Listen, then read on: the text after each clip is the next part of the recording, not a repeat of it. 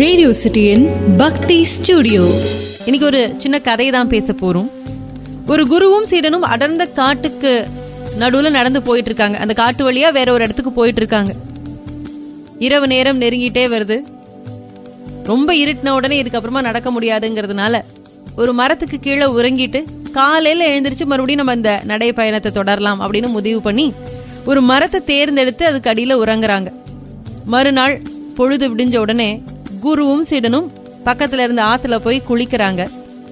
குளிச்சுட்டு சூரிய நமஸ்காரம் பண்றாங்க. அந்த காலத்துல எல்லாம் எல்லாருமே சூரிய நமஸ்காரம் பண்ணுவாங்க. குறிப்பாக ரிஷிகள் எல்லாருமே இந்த சூரிய நமஸ்காரம் பண்றது அப்படிங்கிறது முக்கியமாக அவங்க செய்யக்கூடிய ஒரு வேலை. அந்த மாதிரி சூரிய நமஸ்காரம் பண்ணிட்டு இருக்காங்க. அப்போ சூரிய பகவான் திடீர்னு அசரீரியாக தோன்றி, வேத குருவே உமக்கு வணக்கம், உங்களுடைய இந்த சூரிய நமஸ்காரத்தை நான் ஏத்துக்கிறேன். இன்னைக்கு சூரியனான நான் மறையறதுக்குள்ள உங்க சீடனினுடைய உயிர் ஒரு ராஜ நாகத்தால தீண்டப்பட்டு அவன் இறக்க நேரிடும். முடிஞ்சா உங்களுடைய குரு வலிமையால அவனை காப்பாத்துங்கன்னு சொல்லிட்டு மறைஞ்சுட்டார் சூரிய பகவான்.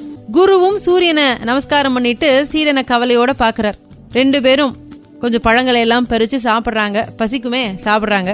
பசி ஆறுனதுக்கு அப்புறமா பக்கத்துல இருக்கக்கூடிய கோவில்ல போய் இறைவனை நமஸ்காரம் பண்றாங்க.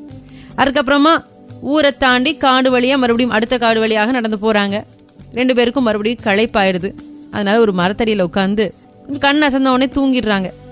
சீடன் தான் தூங்குறானே தவிர குரு தூங்கல. ஏன்னா சீடனினுடைய உயிரை எப்படியாவது காப்பாத்தணும்னு நினைச்சுக்கிட்டே அவர் முழிச்சே இருக்கிறார். அப்போ ஒரு ராஜநாகம் படம் எடுத்தபடி சீடனுக்கு பக்கத்துல வந்து அவனை கொல்ல வருது.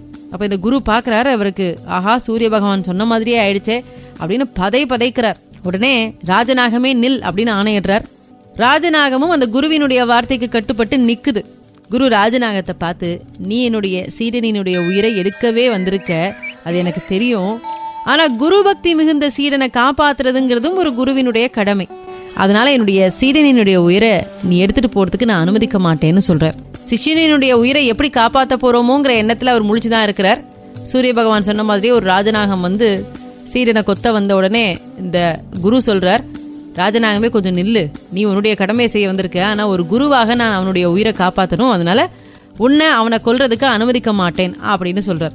இப்ப ராஜநாகம் சொல்லுது, வேறு குருவே, உங்களுடைய சீடன் கழுத்துல என்னுடைய நாக்க வச்சு ரத்தத்தை உறிஞ்சு எடுக்கணுங்கிறது எனக்கு காலம் நிட்ட கட்டளை.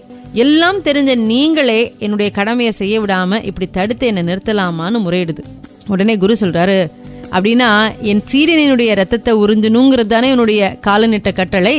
கொஞ்சம் பொறு, நானே அவனுடைய ரத்தத்தை உனக்கு எடுத்து கொடுக்கறேன். அதை நீ உறிஞ்சினதுக்கு அப்புறமா உன்னுடைய கடமையை செஞ்சுட்ட பலனை நீ பெறுவாயின்னு சொல்றார். ஒரு சின்ன கத்தியை எடுத்த குரு அதை தன்னுடைய சீடனினுடைய கழுத்துல வச்சு ரத்தம் வர அளவுக்கு ஆழமாக வச்சு கத்தியை கீறார்.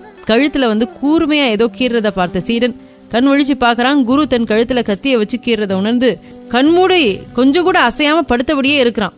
சீடனினுடைய பல துளி ரத்தத்தை எடுத்த குரு அதை ராஜநாகத்துக்கு ஊட்டி விடுறார். ராஜநாகமும் சரி, கட்டளைப்படி நம்ம அந்த ரத்தத்தை குடிக்கணும், குடிச்சாச்சு. குருவினுடைய நிந்தனை நமக்கு எதுக்கு, குருவினுடைய அந்த ஒரு சாபம் நமக்கு வேண்டாம் அப்படின்னுட்டு தன்னுடைய கடமையை செஞ்ச மகிழ்ச்சியோட ரத்தத்தை உறிஞ்சிட்டு அது வந்த வழியே போயிடுச்சு. குருவும் சீடனினுடைய உயிரை காப்பாத்தின நிம்மதியோட அவனுடைய கழுத்துல முன்னாடியே தான் எடுத்து வச்சிருந்த பச்சளை சாத்த புழிஞ்சு சீடனுடைய கழுத்து பகுதியில பத்து போட்டு விடுறார். பத்து போட்டு விட்டுட்டு நிம்மதியாக தூங்க போறார்.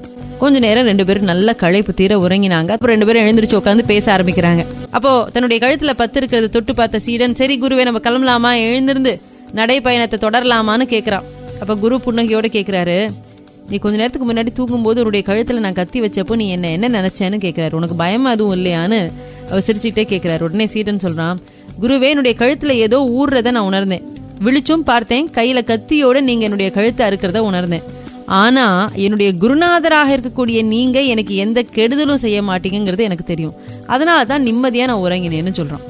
இப்ப எழுந்திரிச்சதும் என்னுடைய கழுத்துல இருக்கக்கூடிய மூலிகை பத்தை பார்த்தேன்.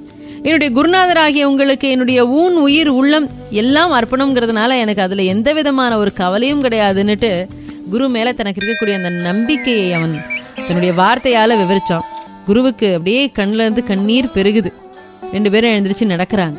குரு பக்தியோ தெய்வ பக்தியோ, அந்த பக்தி எப்போ உண்மையானது, அந்த பக்தி நமக்கு எப்போ பலன் கொடுக்கக்கூடியதாக இருக்கும் அப்படின்னா அப்பழுக்கற்ற பக்தி, நம்பிக்கை தான் பக்தியாக இருக்கணும். நம்மளுடைய குரு மேல நமக்கு ஒரு நம்பிக்கை இருக்கணும். குரு நமக்கு நல்லதுதான் சொல்லிக் கொடுப்பார், நல்லதுதான் செய்வார் அப்படிங்கிற ஒரு நம்பிக்கை இருக்கணும். அந்த நம்பிக்கை நிச்சயமாக நம்மளுடைய தலை விதியையே மாற்றக்கூடிய ஆற்றல் கொண்டதாக இருக்கும். நமக்கு விதிச்சபடிதான் நடக்கும். ஆனா நமக்கு நடக்கக்கூடிய எல்லா நல்லது கிட்டதுக்கும் நம்முடைய இறைவன் தான் பொறுப்பு அல்லது நம்முடைய குரு தான் பொறுப்புன்னு மொத்தமாக சரணாகதி அடையிறது அப்படிங்கிறது தான் நமக்கு இறைவனை அடையறதுக்கு ரொம்ப ஒரு எளிமையான வழியாக அமையும். ரேடியோ சிட்டியின் பக்தி ஸ்டுடியோ.